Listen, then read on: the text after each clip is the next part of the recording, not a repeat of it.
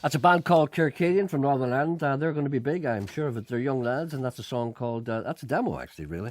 And that's not on anywhere. You can't buy it. It's not on a CD. It's just their dad, who apparently is their dog's body, sent it to me. They control him and make him do everything for him.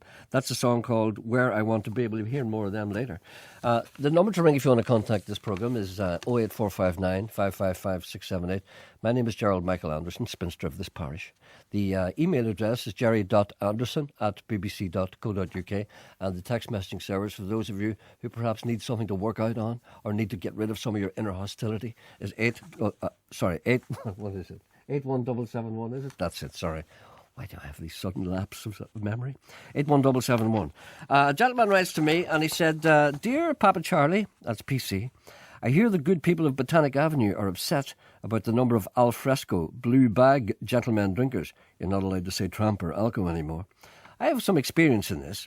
One lunchtime I was heading back to work on University Street after a visit to the off-licence for Christmas party supplies, and I was accosted by an al fresco gentleman drinker who asked me for 50p for a cup of tea. I knew what he was at. I had no change on me, so knowing what he was at, in the spirit of Christmas, I handed him a tin of lager, a well-known local brand named after a multi-string musical instrument. I think he may be talking harp here. He looked at it and said, I'm not drinking that, and then directed me to a certain part of my anatomy where I might put it. Goodness me, Gerald, these BT9 people are awfully fussy. Don't you think? Yes, well, you see, blue bag al fresco drinking gentlemen aren't as fussy as they used to be, but they used to. And today in work, a girl announced, says Michelle, that she had lost her handbag. I exclaimed with enthusiasm, You've lost your handbag? Well, try this. I told her how last week my son lost his keys. After 5 days, having inquired in school, searched the house and rung bus depots. Notice how I say depots? I've been in America. People here call them bus depots. We were trying to give up hope. On the 5th day, I bumped into my cousin who advised me, if you've lost something, just keep repeating, Jesus lost, Jesus found, Jesus lost, Jesus found. I gave it a go. A couple of hours later, when I collected my son from the bus, I had a feeling what his first words would be. Sure enough, he said, Mummy, I found my keys. The girl in work didn't seem impressed. It dawned on me afterwards. She was Jewish. She can't please everybody. It's a terrible, terrible thing. Now, here's a poem about Chris Moyles. You may have read yesterday that he was very upset because he didn't get his wages in time. He only gets 10,000 quid a week, and it was 2 months late, which is 80,000 quid. I'm big, I'm fat, a bit of a brat, but to dear old auntie I say, this isn't funny, show me the money, I'm Chris Moyles, I want my pay. Now the job that I do may seem trivial to you, but to my detractors I say, I'm a legend, I'm a star, you should see my big car, I'm Chris Moyles, and I want my pay. I get up at the crack, not the one down my back. I breakfast on chips and meat pies. Then I sit in my chair and rant on the air. I'm Chris Moyles, and I want a rise. I'm all through other, my nerves are all ragged, but I'm not the Chris with the freckles, thank God. I'm a lard boy, a tubby, spend my time in the pubby. I'm Chris Moyles, and I want my shekels. I'm good at the crack, not the one down my back. Is it just me that says I'm so funny? I'm a god, I'm the man, all over the land. I'm Chris Moyles, so show me the money. This I will say, if I don't get my pay. Write this quote down in your jotter. I will finish it all by the BBC wall. Yes, I'll drink Geordie Tuft's clear, sparkling water. A suicidal act.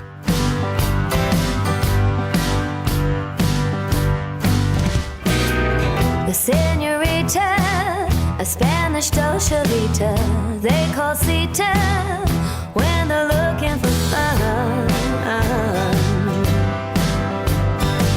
She'll draw them with her eyes and use her best disguise. She'll take the honey and dance for anyone. She pictures living in a public photo social tent. Whoever, either boy or girl, for their pearls. She wants the world to see. She wants them all to see. To see her, she'll make you believe that you'll be a one and only dancer. The dance that she does, she'll never believe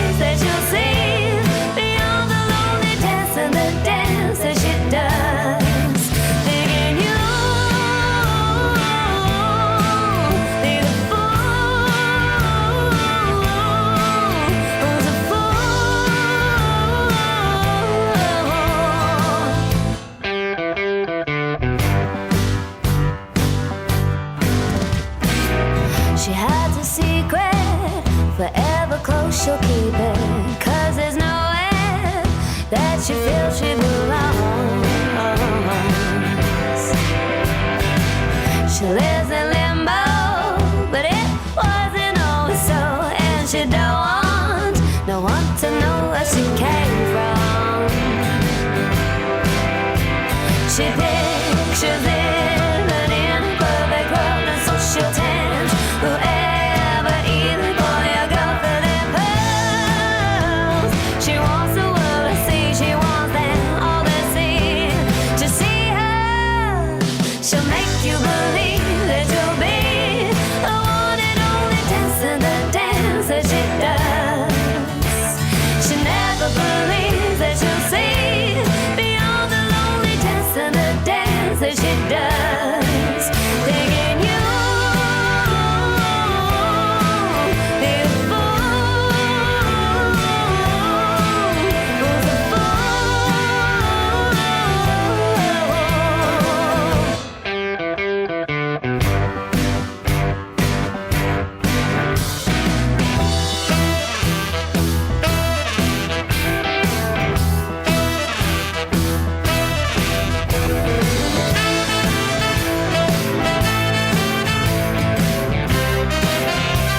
She wants you to see her and make you believe that you'll be the one and only dancer, the dance that she does. She never believes that you'll see beyond the lonely dance and the dance that she does. Thinking you be the fool,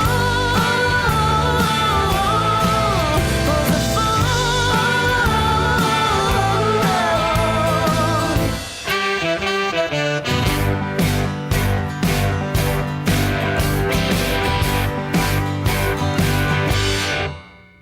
That's Luan Powell. That's a song called Sexy Sita. I think it is. I mean, let me just check. Sometimes it seems so long ago. It is. That's the one, yeah. There's a gas fitter on the line who demands right of reply. A man by the name of Malachi Kush is now on television on UTV in a programme called whatever it is. And it was mentioned in this programme that his smile needed to be, well, adjusted. He took umbrage to that and demanded right of reply, and he's on the line. Good morning, Mr. Kush. Mr. Anderson, I hope you have nothing wrong with your pipes. I'm terribly... Listen, if my pipes were in disarray, would you still come and look at them?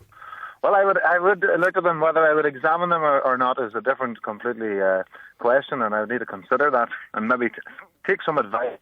Mm-hmm. May I just say to you that I hope you didn't take any offence at any comments made in this programme. People thought that you were smiling too broadly. I am under. I've been advised this, you see, and I was upset to begin with because I was thinking of Gerald's my friend. Yes. We have spent many an evening discussing things into the early hours of the morning. And then I suddenly turned on you. Well, I was informed that it actually wasn't you, it was your sidekick. It was the sidekick, Coilis Interruptus, who turns on many people, especially gas fitters, who do not reach his expectations. And then someone said that you took the bait. Well, you see, which can happen. I understand that can happen, but you can feel my pain a little bit. I can feel your pain. You see, what happens is, the bad apple in the barrel syndrome. He's the bad apple. I've always been a Cox's orange pippin. And whenever a bad apple's beside me, I'm immediately infected. No, but I have to say, you're doing very well. What's your programme called? I don't watch UTV as a matter of principle. It's called the 7:30 show, and don't you think I have reason to smile? Sitting beside the beautiful Tina Campbell. What Tina? Tina used to be here in the BBC. I used to follow her around like a wee dog. Yes, that's what she was telling me. That's why she got out. She told you that? That's why she left. It was the way your tail was wagging. She was afraid. She was afraid I might go in the lift with her. No. Tina's lovely, and I have to say you're a wonderful couple. It's a pity the two of you are married. Well, listen, there's always things stand in the way of romance, but Indeed, marriage is one that we would hold dear to our hearts. Yes, indeed. But listen, it's been wonderful. It's been wonderful, and I don't mind that Sean's a little bit upset because, he might be a little bit jealous of you and me, would he? He's eaten up by jealousy and bile, and his body is full of angst and anger. It's a terrible, terrible case. I expect him to die soon, so it won't be too long before we don't have to hear it Could anymore. you cope without him? Yes, but I'd like to apologise on his behalf. He's been unnecessarily cruel to you. But you have been a friend to this programme for many years, and indeed have often worked in the BBC and sat in this chair on many an occasion when the fat Hugo was off. And threatened to sit on your knee often. I managed to fight that off. But tell Tina that she's welcome. Yes, I understand that. Yes, I will pass on those words. So what's on your Ireland programme next week then? Well, we'll listen to this. We've got All Westlife. right. The boys of Westlife right. will be on next week. I suppose you'll be licking away at their bums. Well, listen, it is their first official Northern Ireland television interview. No, but seriously. Somewhat of an exclusive this year. Stop talking about your Ireland programme. No, listen, it's good to see you on TV. Malachy, you look good. You look handsome. It's just to show you what the light can do for some people. Well, listen, it's the makeup as well does wonders. I've found that. And in fact, I've adopted it daily. They seem to have really upped the budget in the makeup department. Seeing them looking at the slap on your face. No, but it's good. I'm glad to see you doing so well, Malachy, seriously. And you've been a good friend of this programme. And listen to me being sincere now. And I wish you all the best and God love you. Well, listen, those are emotional words, and I can feel them and pulling on my heartstrings, and I thank you for them. But also, might I say thank you for jumping to my defence at every occasion that has been presented to you. Yes, indeed. Many people have attacked Malachy, but I have always defended him and saying he doesn't know what he's doing.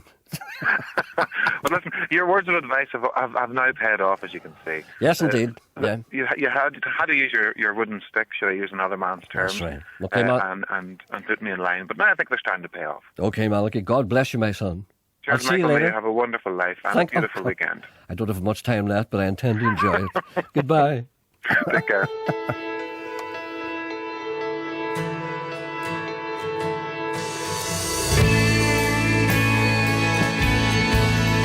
Another great prospect from Northern Ireland, Aaron Shanley. This is from his new album. He'll be on this programme next week. This is called Coming Down. All those Christmas lights were held, hanging round the city, singing in harmony with the bells. And I threw my last coin into the well and wished for you back.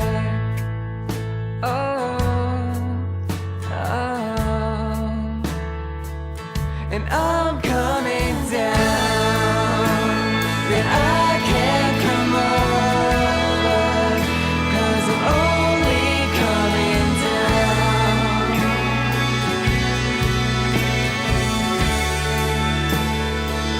And I'm coming down, but I can't come over, 'cause I'm only coming down.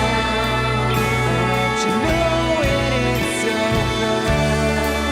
I'll let you know when I'm sober.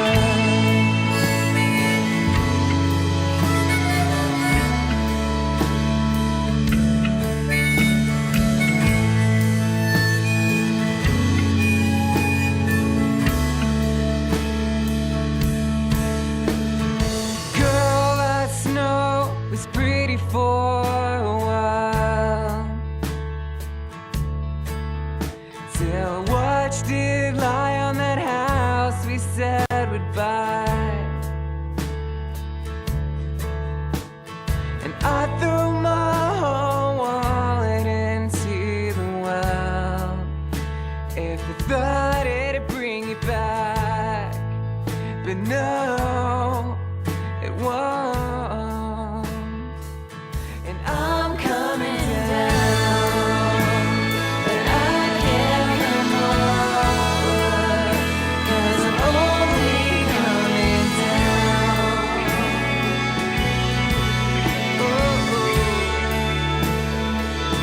And I'm coming down, but I can't come over,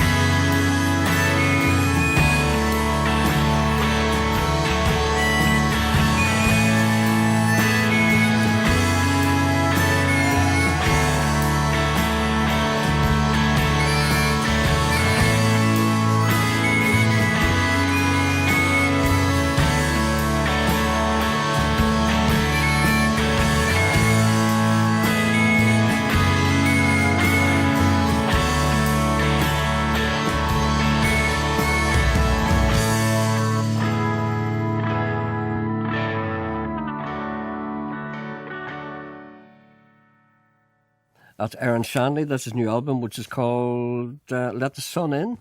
And on the credits, he says, thanks to everyone at the BBC, iced coffee and the nightmare typhoons, and keep it brutal.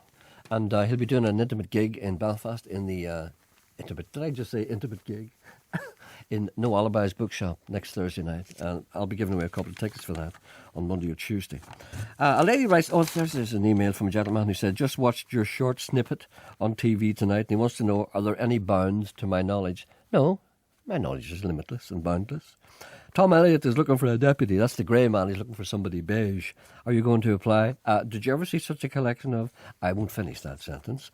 No. I've decided not to go into politics because I figure that some of them are insincere. Not, of course, anyone I've mentioned in this programme today. My name is Elaine Ambler, says a young lady who writes me a letter. Isn't it amazing? People don't write letters anymore. I can't remember the last time I got a handwritten letter. This lady has written me a letter. It's kind of nice, actually. Yeah, because, a person has sat down and took a pen and she says, there's 4 pages here. It's really nice. I can't remember the last time I got one. My name is Elaine Ambler and I live in Deal in Kent in England. I know you do this radio show in the morning. Yes, as I've heard your show whilst visiting my family at home. I was wondering if you or your listeners could help me. I would be eternally grateful. A while back, I watched a TV programme about a conspiracy in the Titanic. This programme claimed that the ship that sank on that fateful night, 1912, was not the actual Titanic at all, but a sister ship. Apparently there was a theory that it was switched for insurance reasons. I was fascinated and intrigued. It went on to say it was switched because of repairs, of course, and the White Star's insurance at that time. Gerry, my question to you is this. I've tried desperately to get hold of this on a DVD. I think that was a Sky programme. Well, I saw it in Sky. As a matter of fact, I was in the programme. It was Danny Wallace did it. Danny Wallace, of course, who's gone on to greater things. A nice guy, actually. Danny Wallace presented the programme, and we did a little interview on the radio, and we asked people who had any connection at all with the Titanic to give us a ring and tell us what they thought, because the theory was that the ship had been switched. So this lady wants a DVD of it so I could have this to keep and to show my husband. But sadly, to no avail, I cannot find a copy anywhere. Maybe somebody taped it at home or whatever. Gerry, you yourself feature on this, and you said when you were asked, somebody said to me, the presenter actually, Danny Walsh, he said, well, what do I think? I says, well, let's put it this way. Think of the number of people who worked on the Titanic. If they had switched it, the people who were working on it would have known. Can you imagine what it would have taken for a bunch of guys from Belfast to keep quiet about that? Can you imagine guys sitting in a pub phone saying, I can't tell you. That would have got around by wildfire. So anyone who's got a copy of that, it's I think it was a series called Conspiracy. I think they dealt with all kinds of stuff, all kinds of controversial stuff, 9/11, Titanic, that kind of thing. So anyone who's got a DVD of that, would you let me know? 08459 555 678, and I'll send this to Elaine. And also, Elaine says at the end, I look forward to it. Please keep up the good work. Your shows are the best. Oh, God, thank you. Can you say hello from me on your programme to my cousin Mary Brown from Women's Aid? Yes, Mary, I know Mary. They're in Derry, Londonderry, and tell her I miss her and pet. Thank you very much. That's Elaine from Deal. Thank you, Elena, and it's nice to know that you're listening. I think Lynn Corkin is on the line. Good morning, Lynn. Good morning, Gerry. How are you? How are you? Good. Guess what I'm ringing up about? Let's see. Maybe perhaps you're having a series of lunches in Queen's University. That's right. I'm having a series of lunches in Queen's University, of which you were once one of the greatest stars. Oh, what a great day that was. What they do is they bring people, what you do is you bring people who are famous and lovable, like me, yes, and they are interviewed and interrogated by William Crawley. That's right, And yes. you get your dinner as well. You get your lunch as well, a delicious 2-course lunch, and Yeah. you're sitting in the beautiful surroundings of the Great Hall. No, seriously Great though, it's a atmosphere. fantastic thing. Yeah. It's just a lunch. You go along, a beautiful lunch in a beautiful hall, and William Crawley interviews people. Well, who have you got this time? Yes, who have I got this time? Yeah. Okay, well, the first guest is the Deputy First Minister, Martin McGuinness. Oh, there'll be a few people wanting to talk to him. There will be, yes. Yeah, yeah. I think it'll be very interesting I would discussion. say you're making the odd heckler there. Maybe so. I'm Go not ahead. sure. Then that's the 13th of October. Then the 10th of November, we have Edna O'Brien, and we're really delighted to have her. I interviewed Edna O'Brien years ago, and she is the most beautiful person. Yes. I've never met anyone like her. She Yeah. was like, do you ever meet somebody who you think is not from this planet, but in a nice way? Yeah, totally charismatic. Oh, unbelievable. And So I beautiful. would go to that myself Yes. if I didn't have to pay. Well, Sorry, I go ahead. I'm distracting you, sorry. might be able to get you a ticket. Woo! Gerry. Wednesday the 17th of November, it's Francis Campbell, the ambassador to the Vatican. So he's been a busy man in the last couple of weeks. Oh, he has been very interesting he's TV programmes on about him recently. That's right, yes. Yeah, okay. Born in Northern Ireland, educated at Queen's actually as well, and a real, he's had a very important job in the last few weeks. So A real Catholic. Pardon? A real Catholic. the first apparently in that particular role. Yeah. Yes, then on the 24th of November, we have Professor Sean Connolly from Queen's and Dr. Eamon Phoenix from Stranmillis University College, and they will be talking about local history, the history of Belfast. Sean Connolly is currently working on a book to be published in a couple of years' time to mark the 400th anniversary of Belfast Charter, to be published in 2013. And Eamon Phoenix will be well known to all BBC listeners. Yeah. I think he's the in-house historian maybe at the BBC, so the two of them together I think will be very interesting on local history and the development of Belfast. Now, him and Jonathan Barton are going to fight a duel. Yes. For right. BBC rights. Then Wednesday the 1st of December we have Gloria Hunniford. Oh, she great. Doesn't need any more introduction to the listeners either. That's a packed house for a start, isn't it? And for Christmas lunch, Wednesday the 15th of December, it is the Irish rugby legend, Dr. Jack Kyle. Oh. And we are thrilled to have him. What a great lineup. He masterminded Ireland's Grand Slam victory in 1948, and I think he was very famously photographed with the Irish captain, whose name I can't remember, Brian Driscoll. Driscoll, yeah. When they won the Grand Slam a couple of years ago. So And a real gentleman. A real gentleman. Yeah. One of the old school, you know, the people before the money got at them. Absolutely, the old school. Yeah. He's actually another graduate of Queen's. He graduated in 1951 in medicine and spent more than 30 years working as a consultant surgeon in Zambia, as people would have seen on the recent BBC Northern Ireland documentary. So it's a great guest list, and the reason I like to speak on your programme, Gerry, is because I really want to extend a warm welcome from Queen's to people who listen to your show who may not ever have come here before for an event. For instance, some of the first-year students who have never been to Queen's University are sitting at home listening to this. They don't go until their second year. No, they're not as bad as that. No, we invite all the students to go and visit the university. It's great. Absolutely, yeah. Come and have a look at where your classes are going to be. No, seriously, it's a great lunch, and what a great lineup. It is a great lineup. The tickets, give us a wee number. We're running out of time here rapidly. Yeah, the number to ring for tickets 9097 5252, and it's a 2-course lunch, the Great Hall, then the interview. Tickets vary from £25 to £40. Come and enjoy the surroundings, the food, good crack, meet new people. Interviews by William Crawley. Pardon? And it's hosted by the wonderful William Crawley. Thank you, Lynn. Thanks, We've got that Gerry. number. Bye. Thank you. Bye. Bye. On 92 to 95 FM and 1341 medium wave. This is BBC Radio Ulster. BBC News at 11 o'clock. I'm Anne-Marie Foster. A man's been killed in a house fire in West Belfast. He was 67-year-old Joe Smith. Police tried to get into the burning house in Lenadoon Avenue, but were beaten back by the smoke. Natasha Saee has this report. Windows at the front of the house are smashed and charred. Inside, the walls and furniture are blackened and burned. Although smoke detectors were fitted, the fire service says they didn't raise the alarm. It was a passerby who spotted the flames and called the emergency services. 2 police officers arrived here first. They tried to get in through the front door but were knocked back by the smoke. A 3rd officer scaled a pipe at the back of the house and smashed a window to try to get in, but again the smoke was too much and all 3 officers were treated in hospital. The fire service recovered Mr. Smith's body and brought the blaze under control. The 67-year-old had lived here for more than 40 years. Neighbours say he was a good man and that they're devastated he's gone. There's been an arson attack on a church community project in North Belfast. Damage has been caused to a hall which is used 7 days a week by the 174 Trust on the Antrim Road. The Trust helps create jobs and provides recreation facilities.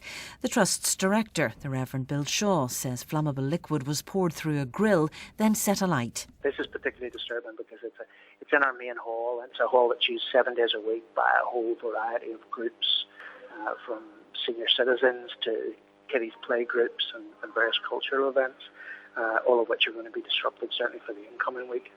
A court in Lithuania has gone into closed session in the trial of a suspected dissident Republican who's accused of trying to buy arms and explosives. 36-year-old Michael Campbell from Dundalk was arrested in January 2008 in an international sting operation. He allegedly tried to buy weapons from a Lithuanian intelligence officer posing as an international arms dealer. The court's expected to hear evidence today from one of the agents. That was the news. Now Angie Phillips has the weather forecast. Feeling much cooler today with temperatures around 12 or 13 Celsius in the northerly breeze, which will be quite brisk at first but should ease down through the day. A few light showers possible in the west during the afternoon, but many parts will get away with a dry and bright day, the best of any sunshine towards Down and Armagh. Tonight also mainly dry and cooler than recent nights. BBC News. BBC Radio Ulster. Travel news.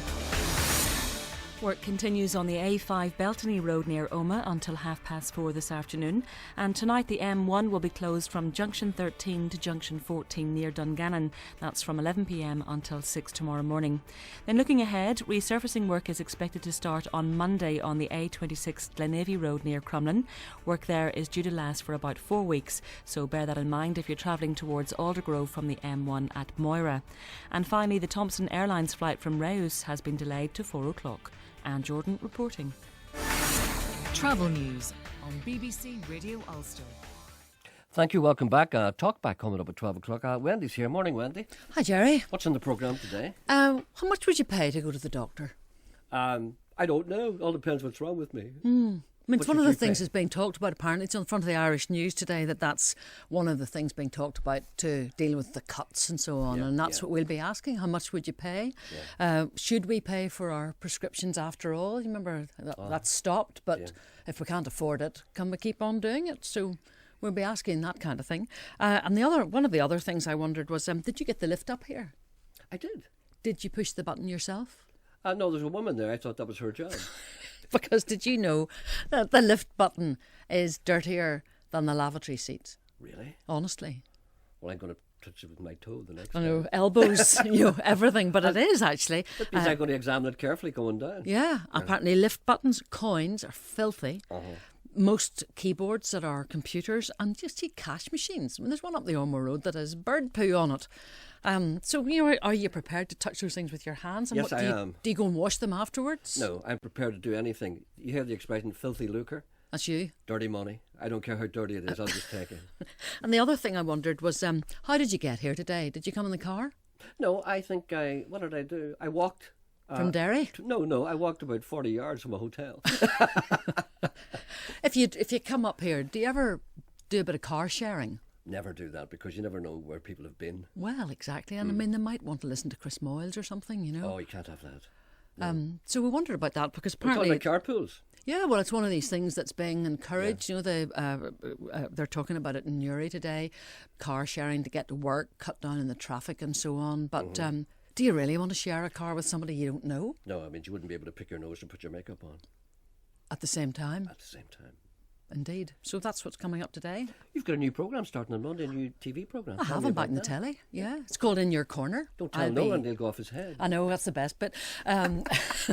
I'll be in your corner. And actually, Claire McCollum and I, we're doing one from each of the 6 counties of Northern Ireland. And it's very much we're not in Belfast. We're getting out. We're finding out about the stories that interest people that are in their corner. And as you know yourself, Gerry, very often those stories, no matter where they're coming from in Northern Ireland, they're the kind of things that annoy all of us. Yeah. So it's very much the kind of issues that are getting people's goat. And if they've got any of those issues, we're in Enniskillen first. Then we're going to Omagh, Armagh, Derry, London, Derry. We'll be in Downpatrick and Ballymena. So if you're in any of those places and you've got something that's really annoying you, how do people get tickets? Can they just come along, or do they have to apply to the BBC? Well, you can. It's not really an audience show, but don't mind having some people about the place, shall we say? But if you got in touch with us, it's in your corner at bbc.co.uk, or you can follow us on Facebook. We're very trendy. Have you recorded the first one already? We've done the first one. Yeah, we did it in Fermanagh on Wednesday in that wonderful mixture of pelting rain and sunshine, mostly simultaneously, and it went really well. It goes out on Monday night after the one show at 7:30. At 7:30? Yeah. Great time. Okay, look forward to that. So. I've turned into Mark Carruthers. I know. I don't know who I've turned into. Selena Oh, you're Scott. okay. You've turned into Wendy. Oh, thank you so much.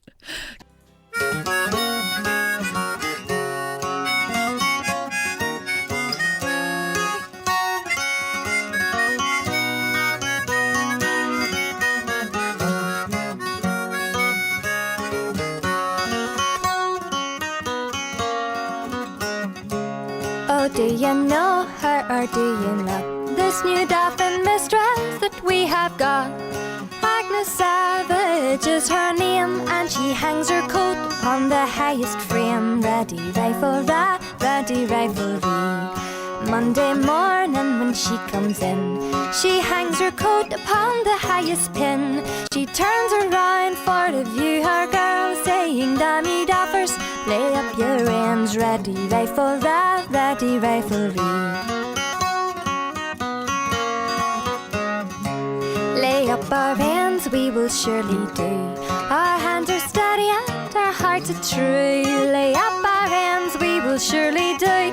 For Mary Murphy, but not for you. Ready rifle-ra, ready rivalry.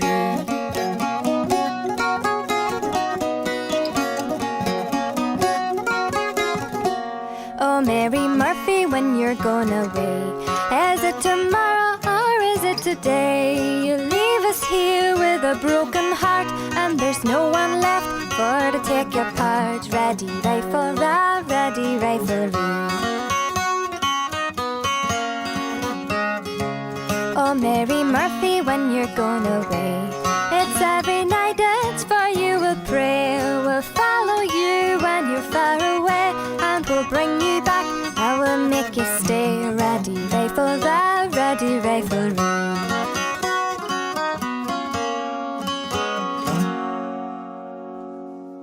That's Marion Green. That's a song called The Dauphin Mistress. That's from her new album, which is called Dear Irish Boy. And she'll be in the studio in a couple of weeks' time. Looking forward to meeting her. And before that, of course, we had one of the greatest tracks ever recorded by our own Van Morrison from Astral Weeks. That's called Madam George. One of the greatest thrills of my life, one of the greatest things I've ever seen, actually, was Van Morrison performing live in the Albert Hall. I think it was last year. I'm not quite sure. Maybe it was the year before. No, I think it was last year. I'll need to check that. He performed with his orchestra, and with most of the people who were on Madam George, and he performed that, and I have never, ever heard anything as good as that, or seen anything as good as that. He was on fire. And I speak from Van and I have not always seen eye to eye, but that night there was nothing like him. Nothing. Right. Is Wendy not aware that we have car sharing here for years? We call it joyriding. Thank you for that. A little gap in our local knowledge. And here's a gentleman called Ed Larkin. He said, "I called into my local supermarket, and at the deli counter was a full tray of chicken olives, which appeared to be recently taken out of the oven, sizzling in that way that chicken olives do when they are just taken out of the oven. I asked a friendly young shop assistant with a ring in her top lip and a stud in her nose. I said, 'Could I have 2 chicken olives, please?' She hoked and poked with the prongs and bagged 2. After some deliberation, she printed off a price sticker, handed over the goods, saying, 'Here, I only charge you for one of them. The other one's burnt.'" Excellent. Where would you get it? That's Ed from Carrickfergus. I think that's great. Hey, kid. Old Geordie's onto a winner with his clean, sparkling spring water. Seeing as how the bottles come from bins and landfill sites, they'll be all different. And in time, they will become collector's items because no two are the same. Well, that, of course, is after the coroner has finished with them. Tell Geordie I know a cheap way to put the sparkle into the bottles, but it does involve dropping your trousers and adopting a very awkward stance. Johnny Eagle says he wants We won't go there. to me. He came into the bar last night, got his card for free. He asked if I had any others he could possibly see. He'd need a closer look, so I went and sat upon his knee. He was keen to take me to his tattoo parlor, it was real close by. He had all the latest colors and a book of fancy new designs.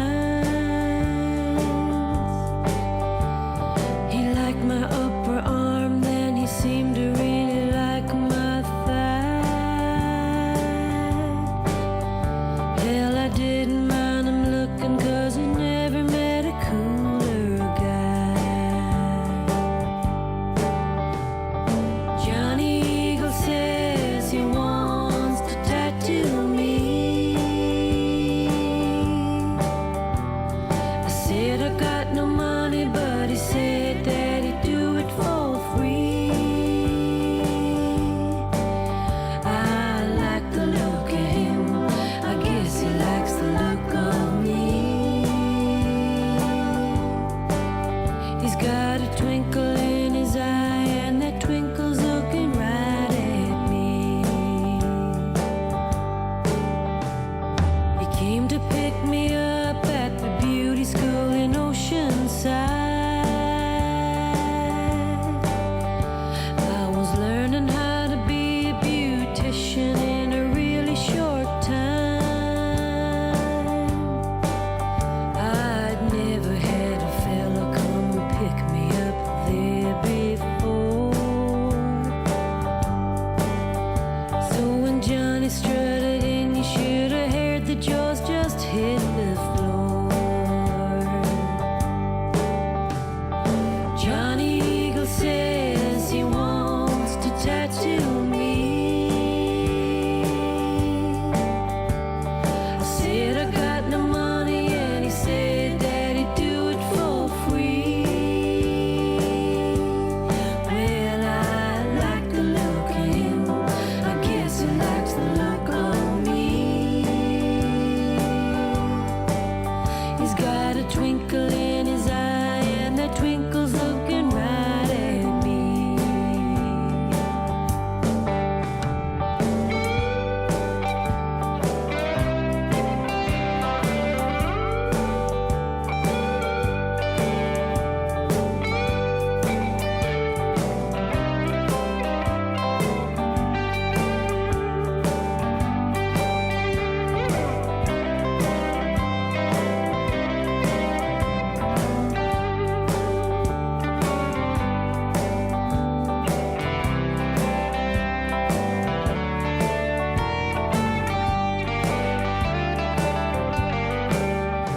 Me and Johnny's going steady, and we're ready for the rock and roll.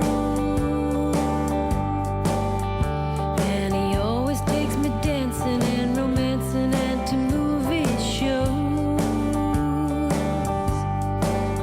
Oh, and when I woke this morning, Johnny Eagle was there on one knee, with the diamond in his hand and a tattoo saying, "Marry me." Johnny Eagle says he wants to marry me. I said we got no money. He said, "Honey, don't you know love's free?" Well, I like the look of him, I guess he likes the look of me. He's got a twinkle in his eye, and that twinkle's good enough for me. He's got a twinkle in his eye, and that twinkle's good enough for me. Yeah, he's got a twinkle in his eye, that twinkle's good enough for me.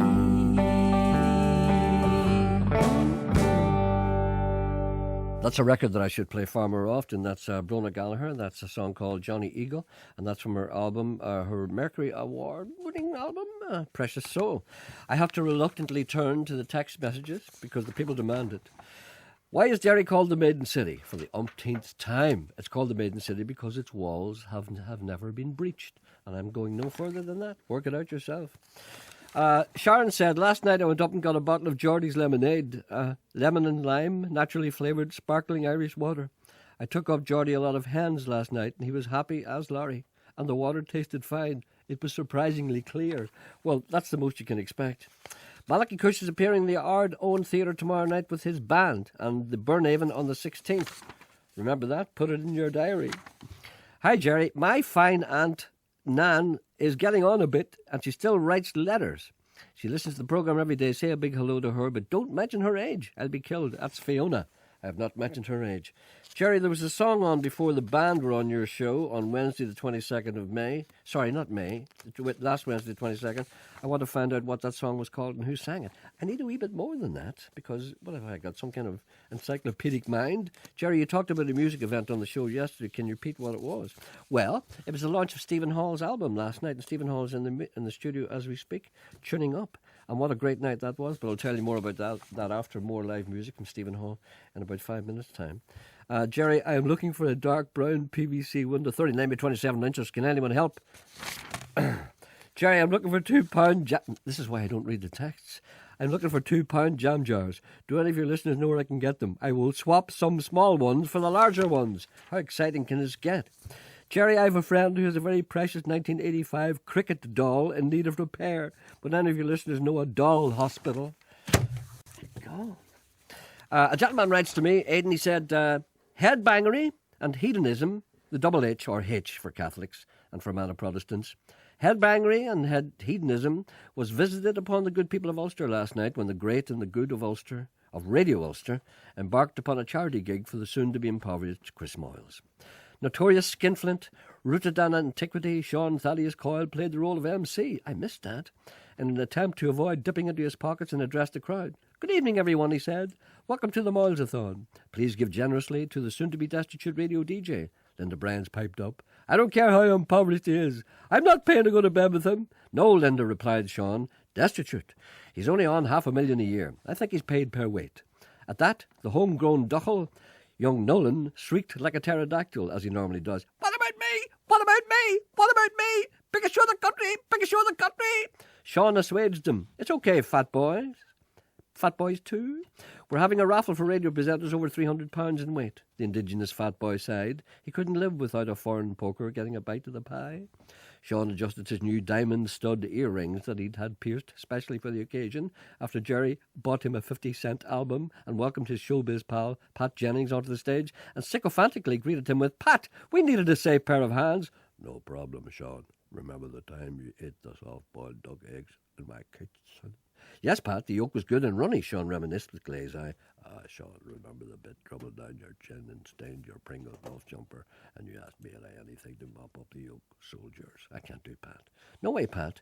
It'll bring flashbacks of the Roswell Flats. Soldiers, that is. The pair guffawed like braying mules, and the ritual of mutual backslapping, and so began the raffle. In the modern age, when economic pestilence stalks our highways and byways, it was good to see the spirit of generosity for bloated prima donna radio disc jockeys, and the grand total raised was 10 shillings and a pickled egg. Conspicuous in his absence was Gerald Michael Anderson, spinster of this parish, who had eschewed the Moyles-a-thon to traipse around his local Asda, which is since Strabane, paying particular attention to the aisles of own brand baked beans in an attempt to chat up women. Gerry was armed with a wide arsenal of lines, but the jewel in the crown was bequeathed to him by Sean, obviously a Lothario and a Casanova. He knows how to talk to women. Gerry learned from this, spotted a woman, and thus wheeled out of the big guns, affected his cheesiest grin, walked up to a young housewife. Like iron and your breath's as hard as kerosene. You weren't your mama's only son, but her favorite one, it seems. She began to cry when you said goodbye and sank into your dreams. Pancho was a bandit, boys. His horse was fast as polished steel. Wore his gun outside his pants for all the honest world to feel. Pancho met his match, you know, on the borders down in Mexico, and nobody heard his dying words. And that's the way it goes. And all the federales say they could have had him any day. They only let him hang around out of kindness, I suppose. Well, Lefty, he can't sing the blues all night long like he used to. The dusty poncho bit down south ended up in Lefty's mouth. The day they laid poor Poncho low, Lefty left for Ohio, and where he got the bread to go, oh, that ain't nobody knows. And all the federales say they could have had him any day, they only let him slip away out of kindness, I suppose.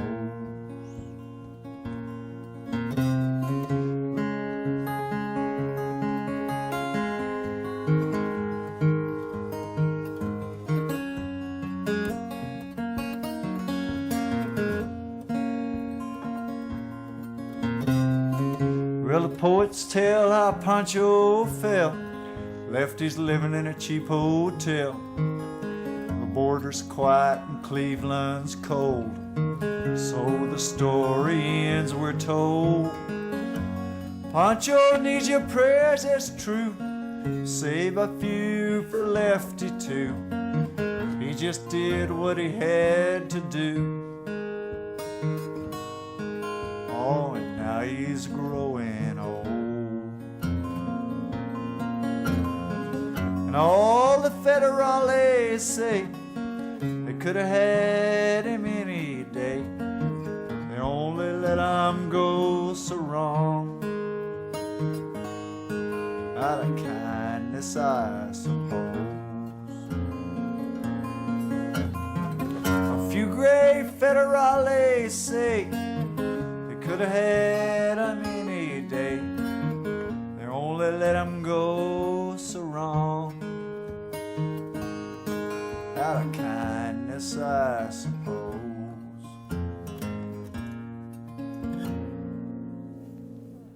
That's Guy Clark, of course. That's a song called Pancho. Oh, no, sorry, it's not. It's Townes Van Zandt. Sorry, I was looking at the wrong track. Townes Van Zandt, the late Townes Van Zandt. Pancho and Lefty, that's from an album called Heart One Highway. There's a DVD of that if you ever get your hands on it. If you ever check on to Amazon or something like that, you want to see something really, really good.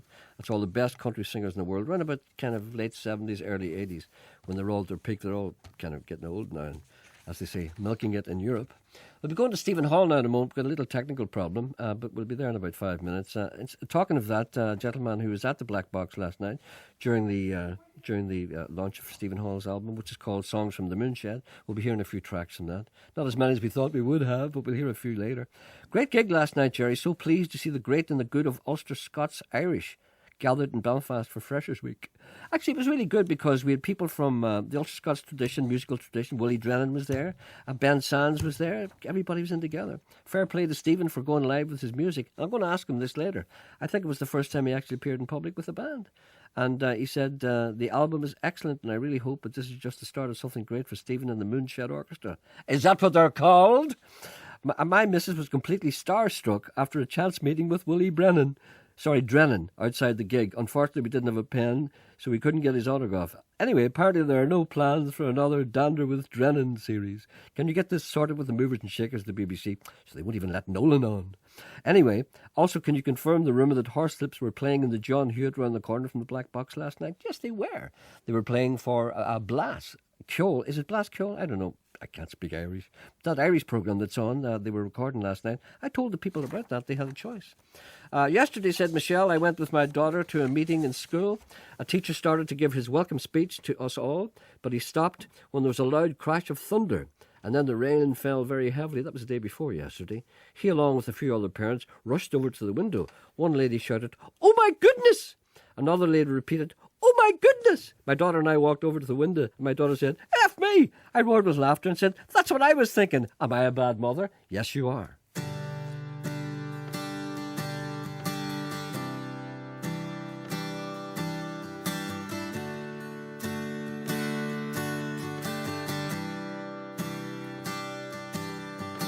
Georgie, do you want to be a fireman? Do you want to be a butcher? Do you want to be a cop?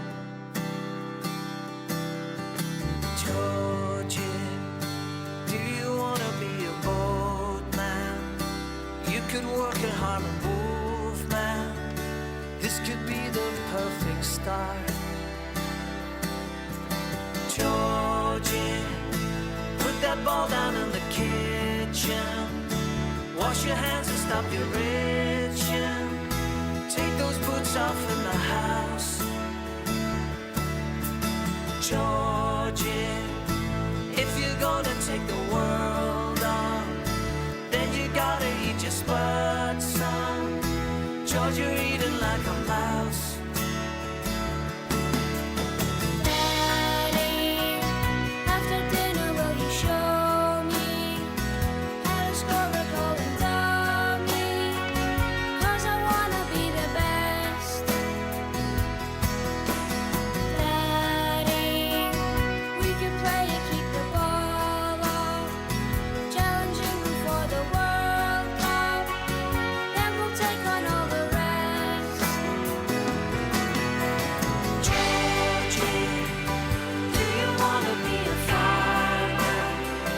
Do you wanna be a doctor?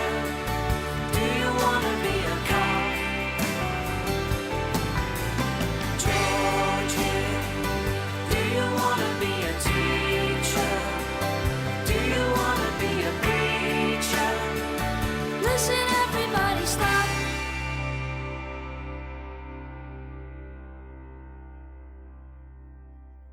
Hey, Dad, I don't wanna be a fireman.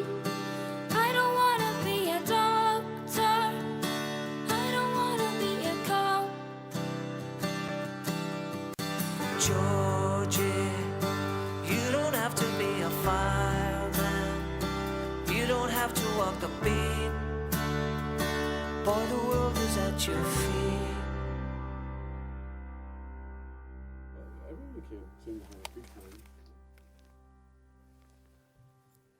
Right, that was George. I don't know what that was. Anyway, I'm in the studio now. I'm with Stephen Hall. Stephen, sorry about the delay. We had a wee technical problem. Don't worry, Gerry. You all right? First of all, I want you to introduce the guys in the band, would you, for me, please? Okay, well, we'll start off with Rowan on drums and the knob twiddler. Yes. Moving on. It's a great man for volume. Yes. Michael Sands on banjo. Yes. Rowan Young on drum. Myself, John McKeever on guitar. Slipping into the vernacular there. And Barry Tipping on guitar. Were you drinking last night? Only slightly. Only slightly. I was perspiring more than I was drinking. I was releasing more than. What a great night! I mean, as far as I know, and I'm not quite sure because I haven't really talked to you about this. I think that's the first time last night you actually appeared with a band in public. Yeah, well, I used to play in groups when I was in my late teens and my mid-20s, and then I got married, and you get involved in all the other things, and all the fun stopped. Yeah. Yes, I got into vinyl wallpaper and scraping floors and things. It's lovely, and. Then I kept on at the music, I wrote stuff, but I still didn't play anywhere. And it was just through the development of the CD this year, thanks to your help, that I reached a point where you either go and get people to help you, or you just remain in the moonshed. Well, that's what the album is called, Songs from the Moonshed. Yeah. And I just mentioned earlier on, one of the nice things last night was young Sands here. Ben was there, and your mum, and Willie Drennan, people that be from the opposite end of the spectrum, music-wise. Yeah, good to see a lot of people that got together. Well, funnily enough, I hadn't actually talked to Willie before. He made me buy him a drink. Yeah, I was literally walking past the Hewitt the other day, and I saw there's Willie Drennan walking up the street. I better stop and tell him about this. Willie always looks as if he walked in from the last century. Yes. Hello, I'm from 1848. Yeah, he always seems to look so relaxed. I don't know how he does it. Just that kind of. So the album is called Songs from the Moonshed. Is this available now, or what's the story about this? It's available. At the moment, it's only available at Bert McCormick's in Ballyclare, who has been very steadfast and kindly taken some. So anyone can get, if you're living anywhere in the world, you can get stuff from Bert Oh, McCormick's. good. Yeah, and I keep saying if anyone else wants to do Bert's job, let me know, because it seems as if Bert is the only record player in the country, only record shop, but it's not, because he's the one that's willing to go that extra mile. But if there are any record shops that are willing to do what Bert's doing, let us know, and we'll let the people know who they are. Yeah, you could call it a distribution problem to do with price. So I'd rather. Oh, you mean I'd rather work with. You mean money? something like that. But Bert's been very word. helpful, and also if you wanted to contact me directly, do you mind if I give out my Go ahead. my email address? It's just theweebear Yeah. at hotmail.com. TheWeebear at hotmail.com, and I can give you details and I can arrange to get the CD to you. Right, that's enough talking for the meantime. Okay. Let's do a wee song, because people haven't heard your band live before. We're going to do a song we started off with last night called The Green Man, so I won't give it an introduction. I will just start into it.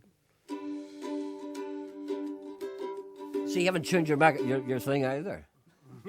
He's always fiddling. I know, I'm always fiddling with it, You have to learn how to tune that thing. I know, I will. I was actually spending time this morning tuning it, but it still hasn't worked. So, but we'll start ahead into it anyway. You've a finely tuned ear, Gerry. Okay. Are you ready, boys? Here we go. He was the color of a rainbow. He was the size of a tree. He was the biggest green man I ever did see. He took great big steps now. He moved across the land. He squeezed clouds like a sponge with his great big hand. And I said, green man, oh green man, I feel so small. Can you see me? I feel so small, 'cause I'm so human. Can you help me to get busy like a bee? Oh, can you help me to get busy like a bee? In a smoky old city, and in a dirty old town, there's stuff you can use that's just lying around. By your feet, by your hands now, don't need to buy more stuff. Reuse what you have, don't you think you've enough? And I said, green man, oh green man, I'm way down here. Can you see me? I feel so small, 'cause I'm so human. Can you help me to get busy like a bee? Oh, can you help me to get busy like a bee? Don't lose what you have now, don't throw it away.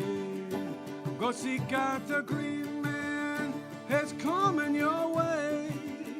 You can't purchase nature, but that would be obscene. But you can choose any color, so long as it's green. And I said, green man, oh green man, I'm way down here. Can you see me? I feel so small, 'cause I'm so human. Can you help me to get busy like a bee? Oh, can you help me to get busy like a bee? One more time. And I said,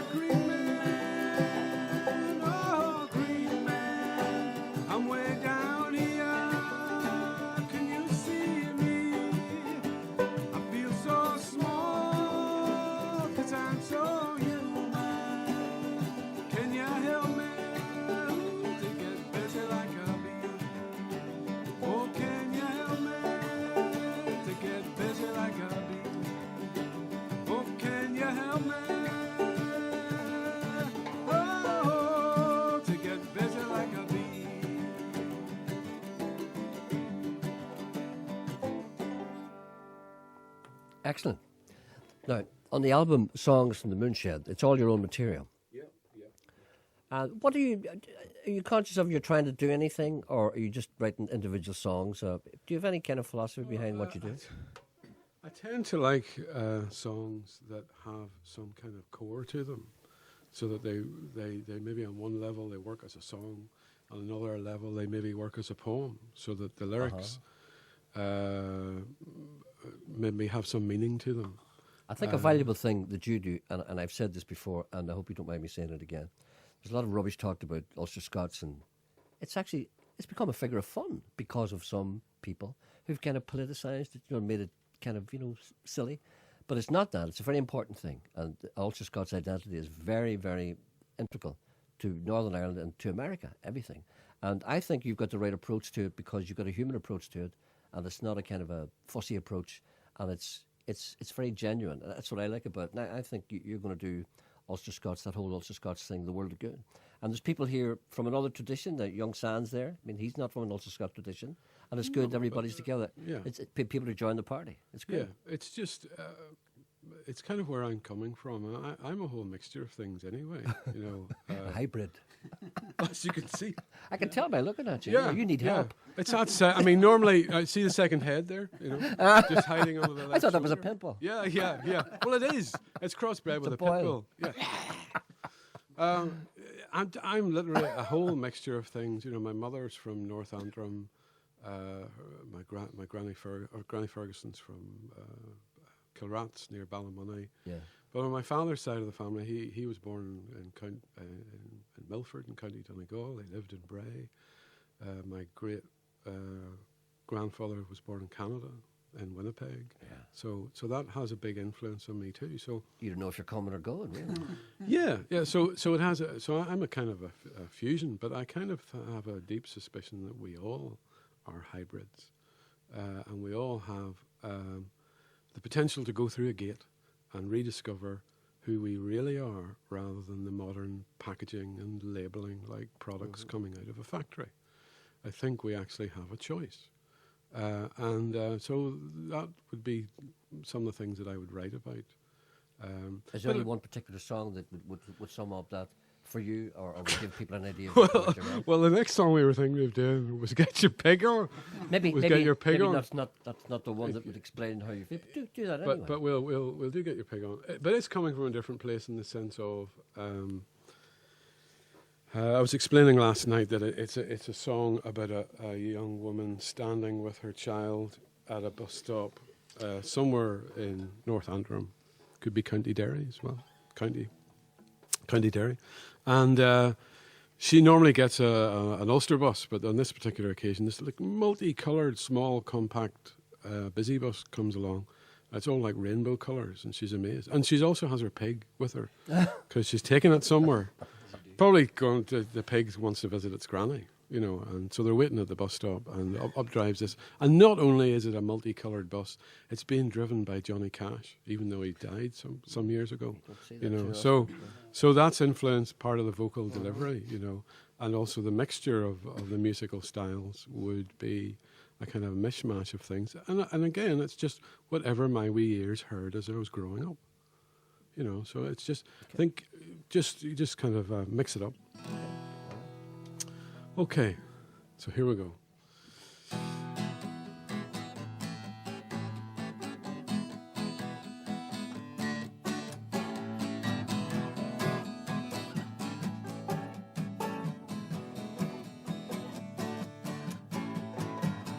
Get your pig on, get your pig on, get your pig on my bus now, baby.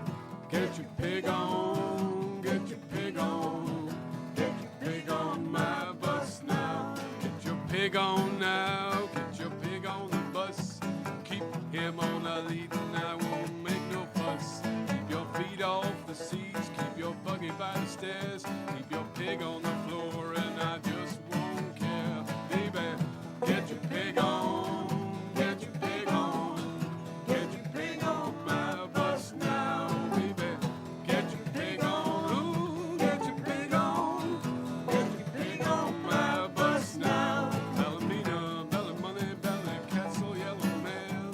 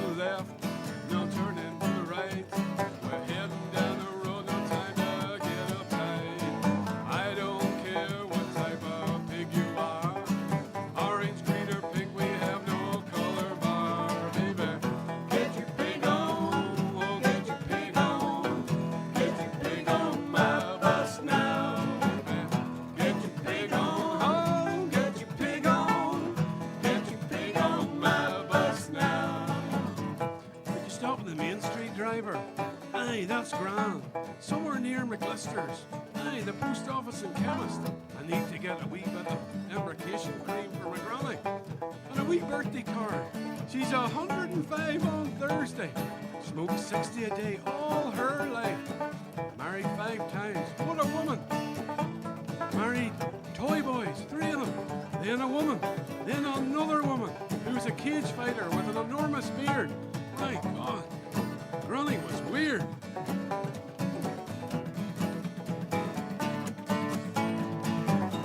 Get your pig on, get your pig on, get your pig on my bus now, baby.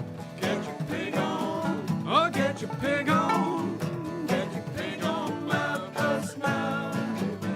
Get your pig on, get your pig on, get your pig on my bus now, baby.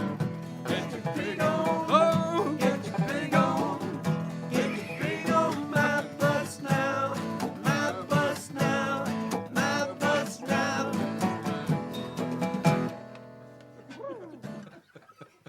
That's a fine bunch of musicians you have. That's a They fine, are. that's a great boron going on there. That's excellent. That's really good. I'm not taking away from the rest of you. That's really good. They make my mandolin tuning look like ridiculous. Listen, we're rapidly running out of time here, unfortunately. We've only got time for one more. We've only got about 5 minutes All left. right. So the album is called Songs Songs from the Moonshed. and it's available kind of, the website Mainly- again is yeah. The Wee The Bear, Wee Bear at THE, hotmail.com, and I'll sort you out. and Bert McCormick, of course. Yeah, Well, yeah. what And would you with like to do now? Because this will be the last one we'll do, We'll, unfortunately. we'll have a crack at a slightly condensed version of The Reaver and the Gale. And, That's a good we did one, yeah. last night. Just And- tell the people a wee bit about that. You were very interested Well, talking about that last it, night. It basically comes from sort of history that isn't really taught until really recently, about a group of people that came from the borders between England and Scotland, who were called reavers, and it was a lifestyle that they developed, being caught up in a lot of warfare, and they became fantastic horsemen. But they went round raiding people. They lived in clans. Some of the names were Graham, Armstrong, Elliot, Irvine, Kerr, and many more. And one of the main factors that makes the reavers important is that they were basically ejected from the country, and many of them ended up here. Right. And it's kind of, to me anyway, it's like hidden history, and it brings a lot of understanding to why you're here, maybe why you feel the way you do, And you were saying why you that they feel don't teach that in disconnected. school. Yeah, they don't teach that in school. Yeah, so the Reaver and the Gale touches on that. Make it as long as you like. We can fade out on it, if it's too long. Don't worry about it being too long. Okay. You just carry on until you're tired. Thanks very much, Gerry. Oh, no, thank you very much. Stephen Hall and the boys, thank you all very much indeed. Appreciate it.